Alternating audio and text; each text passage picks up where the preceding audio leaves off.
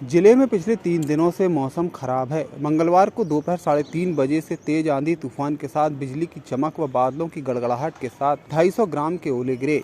ग्रामीण क्षेत्रों में हुई ओलावृष्टि से खेत और सड़कों में सफेद चादर के समान दिखाई देने लगी।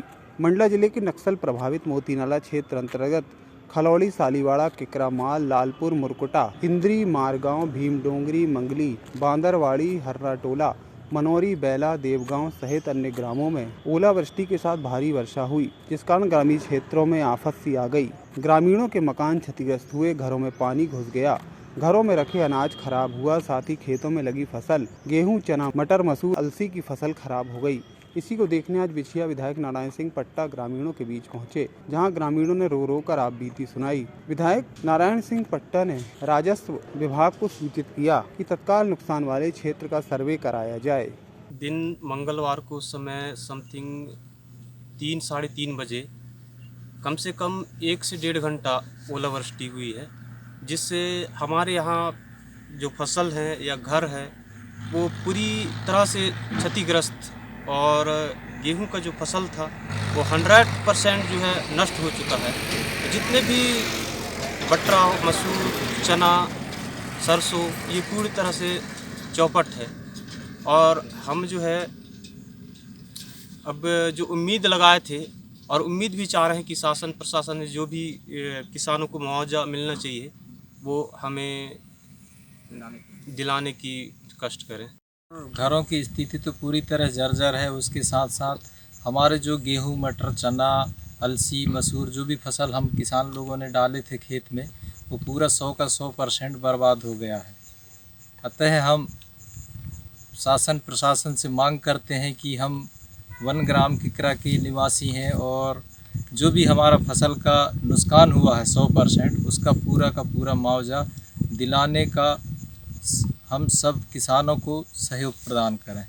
3:30 से 4 बजे तकरीबन एक ऐसे भयावह स्थिति को लेकर के मेरे पास फ़ोन आया और इतना ज़्यादा ओलावृष्टि हुई कि बहुत से लोग बता रहे हैं कि आज तक इस तरह का जो एक ओलावृष्टि हुई वो कभी नहीं हुआ।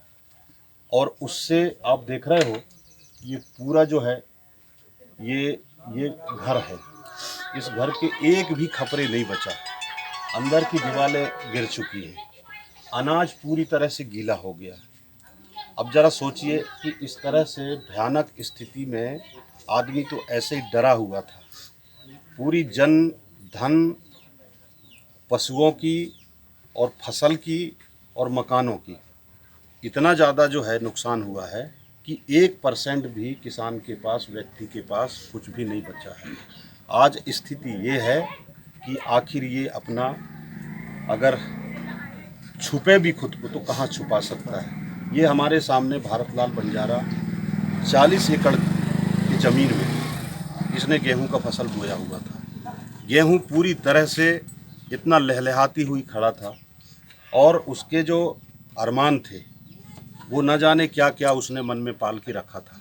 लेकिन इस भयावह की स्थिति में ये पूरी तरह से एक ऐसा मंजर था कि इस मंजर में कोई भी नहीं बच पाया।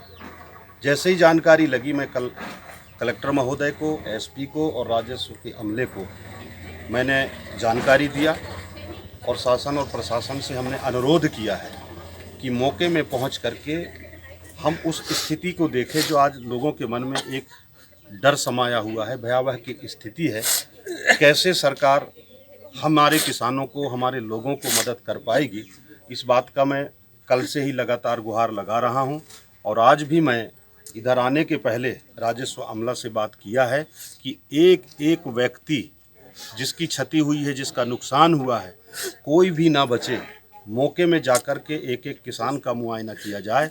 और मैं ये चाहता हूँ कि आरबीसी एक्ट में तो प्रावधान है, लेकिन उससे किसान का भला होने वाला नहीं है। हम सरकार से अनुरोध करते हैं कि तत्काल इन लोगों को रहने के लिए, खाने के लिए, दवाई के लिए राहत राशि प्रदान करें।